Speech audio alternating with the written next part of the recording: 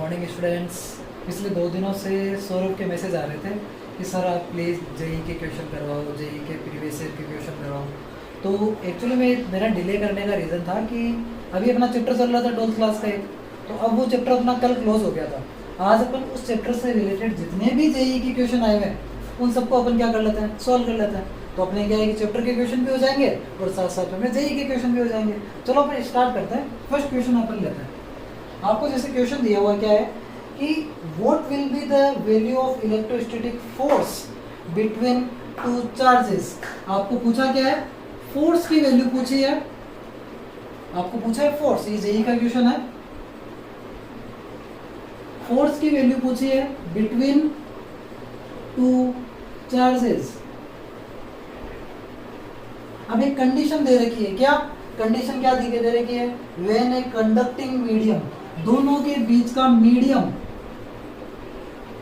आपको क्या दिया हुआ है, कंडक्टिंग दिया हुआ है। दोनों के बीच का मीडियम क्या है, कंडक्टिंग है, यानी चालकता को रिप्रेजेंट कर रहा है।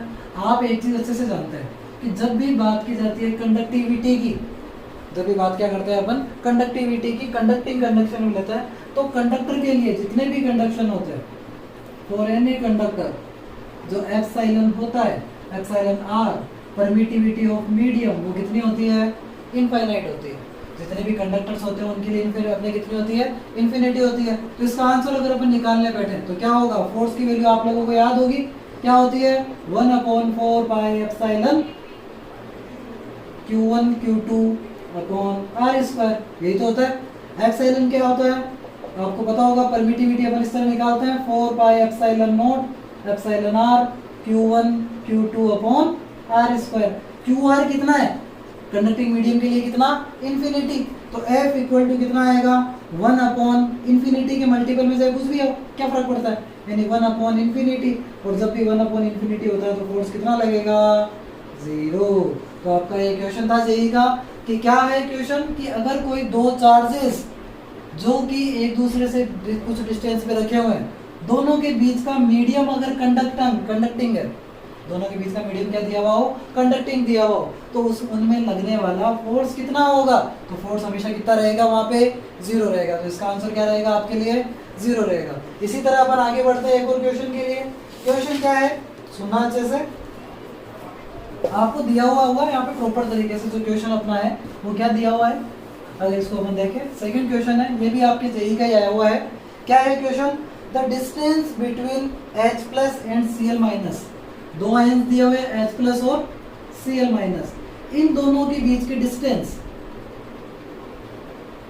वो डिस्टेंस आपको कितनी दी हुई है यहाँ पे, वो डिस्टेंस दी हुई है 1 एंगस्ट्रॉम, यानी R इक्वल टू कितना दिया हुआ है, 1 एंगस्ट्रॉम। अब आपको पता है एंगस्ट्रॉम में सोल्व करते नहीं है, यानी 1 मल्टीपल 10⁻⁻10 मीटर, यह आपकी क्या होगी, डिस्टेंस। पूछा क्या है, find the value of electric dipole moment, यानी आपको डाइपोल मोमेंट निकालना है। डाइपोल मोमेंट का फॉर्मूला आपको याद होगा, कितना होता है, P equal to Q multiple of 2A। Ions क्या दिए हुए हैं, H प्लस और Cl माइनस, ये इलेक्ट्रॉन की तरह ही रिप्रेजेंट होंगे, यानी Q इक्वल टू कितना, 1.6 मल्टीपल 10⁻⁻19 कूलम। आपको डिस्टेंस दी हुई है, यानी P equal to 1.6 multiple 10⁻⁻19 multiple 2 multiple A कितना हो गया, 10⁻10 मीटर। यहाँ पे सोल्व करो, 1.6 मल्टीपल 2 तो कितना आएगा, 3.2 मल्टीपल 10⁻29, ये क्या आएगा, इसका डाइपोल मोमेंट आएगा। और डाइपोल मोमेंट की यूनिट आपको पता है कितनी होती है, 400 कूलम, और डिस्टेंस की कितनी, कूलम इनटू मीटर। तो आपका ये ऑप्शन क्या रहेगा, P equal to dipole moment equal to 3.2 multiple 10⁻⁻29 coulomb multiple metre. ये आपका क्वेश्चन नंबर 2। अब इसके बाद अपन आगे बढ़ते हैं। एक और क्वेश्चन है आपका जो आपके आरबीएससी बोर्ड में कई बार पूछा जा चुका है।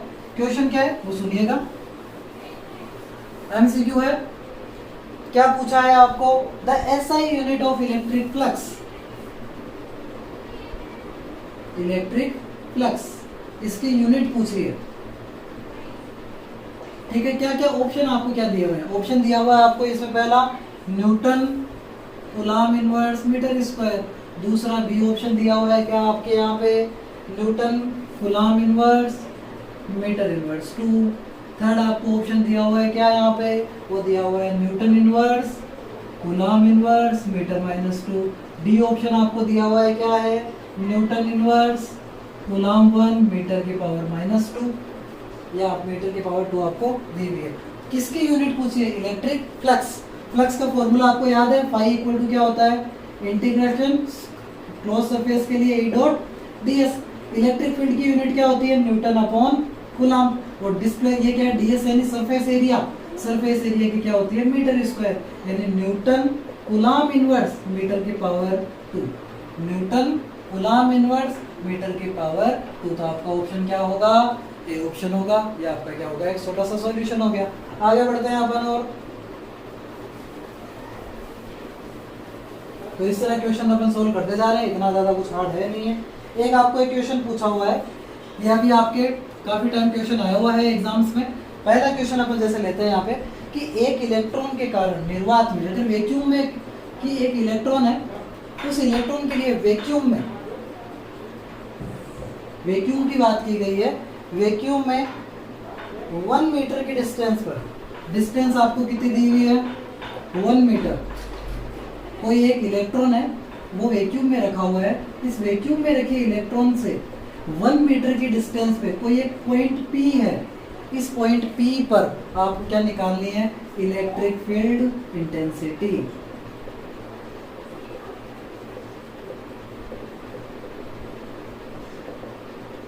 क्या निकालना है, इलेक्ट्रिक फील्ड इंटेंसिटी। एक एक वर्ड को पकड़ के चलना। इलेक्ट्रॉन यानी चार्ज कितना, 1.6 मल्टीपल 10⁻⁻⁹ कूलम।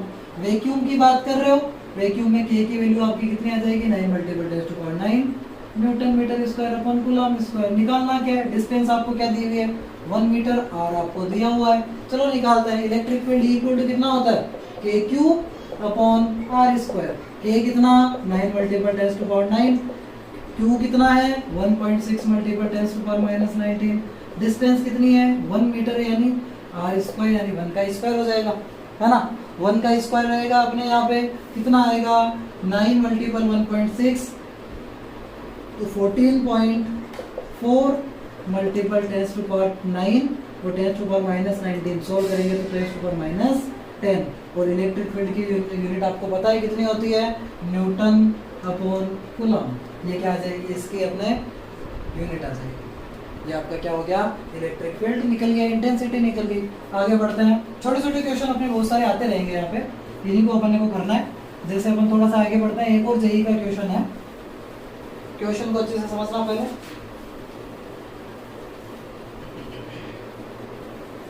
कि एक डाइपोल, क्वेश्चन में लिख रहा हूँ यहाँ पे, जेई का क्वेश्चन आया हुआ है ये, a dipole of charge E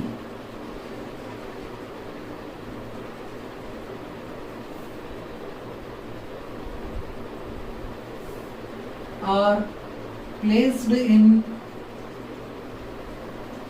cube।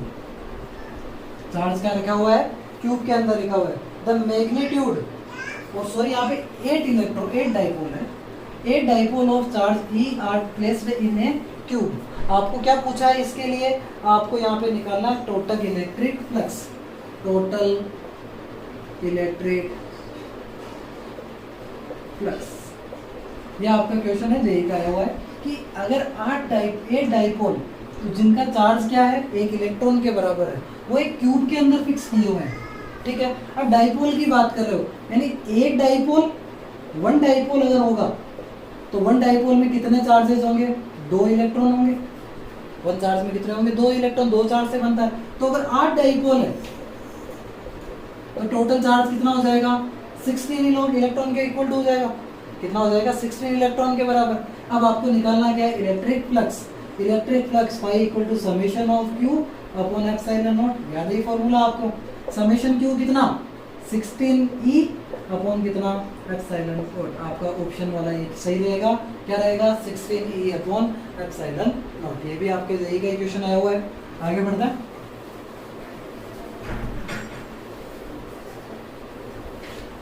आगे इसके बाद एक क्वेश्चन पूछा गया है कि which of the following gets deflected off electric field, electric field की वजह से कौन सी रेज डिफ्लेक्ट होती है? नंबर फर्स्ट आपको ऑप्शन दिया हुआ है x ray, number 2 gamma ray, number 3 neutron और नंबर 4 दिया हुआ है आपको अल्फा पार्टिकल्स। गामा रे की बात करोगे, एक्स रेज की बात करोगे, न्यूट्रॉन्स की बात करोगे, सारे के सारे न्यूट्रल्स में काउंट होता है, कोई भी चार्ज इन पे प्रेजेंट होता नहीं है। अगर अपने को इलेक्ट्रिक फील्ड की काउंट करनी है, अगर अपने को क्या निकालना है, इलेक्ट्रिक फील्ड लेना है, इलेक्ट्रिक फील्ड से कोई भी चीज डिफ्लेक्ट होगी तो कब होगी, या तो पॉजिटिव हो या क्या हो, नेगेटिव हो। तो अपने पास आपको पता है जो ऑप्शन नंबर सी या डी आपको दिया हुआ है alpha particle.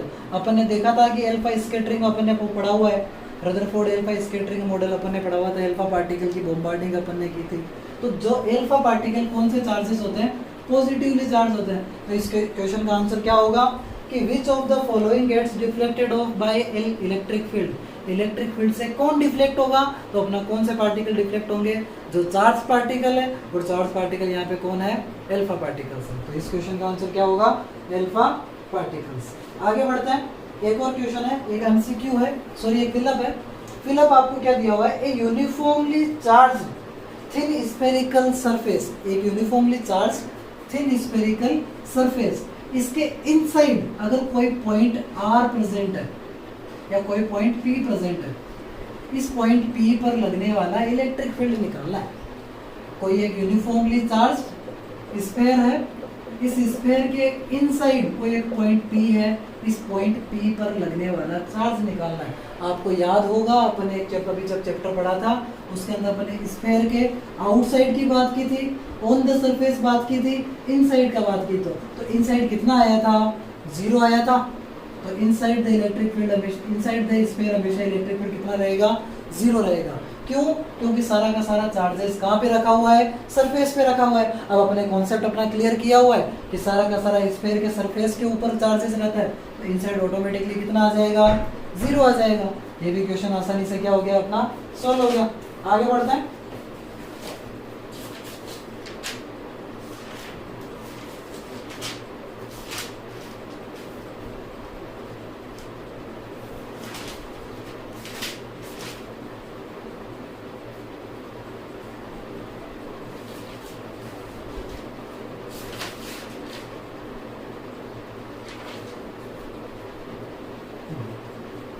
A charge in axial position, आपको जो दिया हुआ वो पहले से देख लेना। ये क्वेश्चन है आपका, a charge in axial position of dipole, आपको दिया हुआ है एक चार्ज है वो एक्सल पोजीशन में है डाइपोल पे। तो आपको याद होना चाहिए, क्वेश्चन को पढ़ते ही इलेक्ट्रिक फील्ड क्या आता है, इलेक्ट्रिक फील्ड आता है यहाँ पे 2kp/r3। इलेक्ट्रिक फील्ड कितना आता है, E = 2kp/r3। ये तो अपन ने कब निकाला, जब अपना कॉन्सेप्ट क्लियर किया हुआ है। इलेक्ट्रिक फील्ड एक्सल में कितना आता है, 2kp/r3। अब आगे क्वेश्चन क्या पूछा है, क्वेश्चन ये दिया हुआ है कि इसके ऊपर कोई ना कोई फोर्स F एक्ट कर रहा है। फोर्स क्या लग रहा है यहाँ पे, F वर्क कर रहा है। तो आपको पता है E = क्या होता है, F/Q। तो F = कितना हो जाएगा, E/Q। फोर्स कितना आएगा, F = E/Q। तो यहाँ से अपनी फोर्स की वैल्यू कितनी आ जाएगी, F = 2kpq/r3। ये अपना क्या आ गया, फोर्स आ गया। अब एक अपने को कंडीशन दी हुई है, कंडीशन क्या दी हुई है कि if charge is placed with double distance, यदि जो चार्ज है वो कितनी डिस्टेंस से बैठा दिया जाए, डबल डिस्टेंस कर दिया जाए, यानी r की जगह कितना कर दिया जाए, 2r कर दिया जाए, तो फोर्स क्या हो जाएगा। चलो देखो, r की जगह कितना करना है, 2r। ये अपने f रियल कंडीशन का मान लेते हैं, ओरिजिनल मान लेते हैं। अपन एक काम करते हैं, f 2r करते हैं, जब कंडीशन डबल ले रहे हैं, क्या हो जाएगा, 2kpq/r की जगह कितना, 2r⁻3। और 2 की पावर कितनी होती है, 8 होता है। तो 2kpq/8r⁻3। ये वाली टर्म तो वापस किसके बराबर आ जाएगी, fr के इक्वल हो जाएगा, यानी f2r = कितना हो जाएगा, f/8। यानी जब भी किसी डाइपोल के बीच की, जो अपना डाइपोल से एक्सल पोजीशन पे अगर कोई पॉइंट रखा हुआ है P, अगर उसकी डिस्टेंस क्या कर दी जाए, डबल कर दी जाए, तो जो फोर्स है वो कितने गुना कम हो जाएगा, 8 गुना कम हो जाएगा। इसका आंसर आएगा F/8। जो आपका ऑप्शन कौन सा है, सी ऑप्शन आपके इस क्वेश्चन का है। ये भी आपके कोई जेईई के अंदर आया हुआ है, क्या है क्वेश्चन है, और ये 2022 का क्वेश्चन है ये जेईई का, कि जब भी आप डाइपोल को सोल्व करेंगे तो उसके लिए क्या वैल्यू आएगी, वो अपने ये आएगी। एक क्वेश्चन और है जो आपके आरबीसी में आया हुआ है, क्या है क्वेश्चन वो अच्छे से देखना।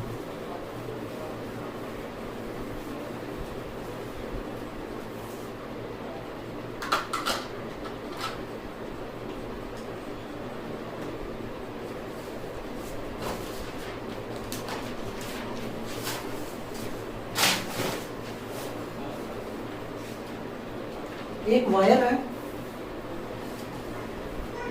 इस वायर के लिए linear charge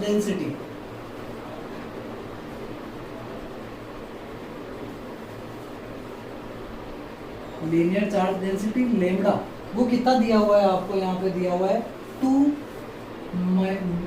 coulomb metre inverse. तो आपको पता है माइक्रो में दिया हुआ है, तो इसको अपन क्या लिख सकते हैं, 2 × 10⁻⁻6 मीटर इनवर्स। ठीक है, इसके अलावा इनके बीच की आपको क्या देखी हुई है, इन द एयर आपको डिस्टेंस दी हुई है 20 centimetre. Distance r equal to कितना दिया हुआ है, 20 सेंटीमीटर। आपको पूछा क्या है, आपको यहाँ पे पूछा है डेंसिटी दे दी, आपको डिस्टेंस दे दिया, इसके अलावा आपको पूछा है यहाँ पे इलेक्ट्रिक फील्ड।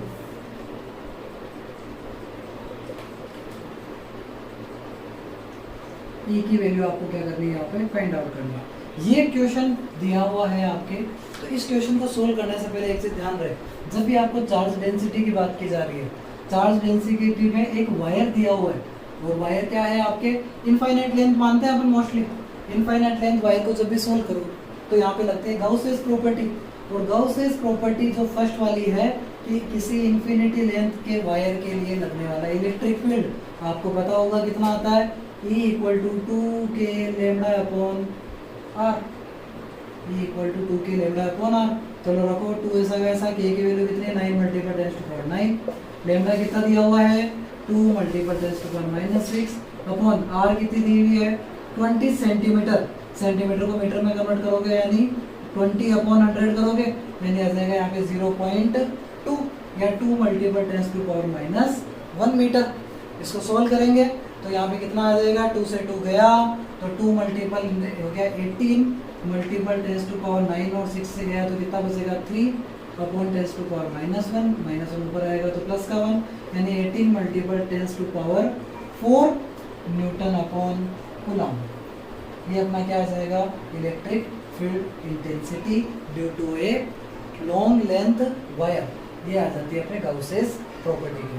इस तरह के क्वेश्चन अपन आगे और देखते रहेंगे। तब तक के लिए थैंक यू, और कल अपन बात करेंगे नेक्स्ट चैप्टर की, और अगर सौरभ को अगर और क्वेश्चंस की रिक्वायरमेंट होगी तो हम उसको और सोल्यूशन देंगे। Thank you.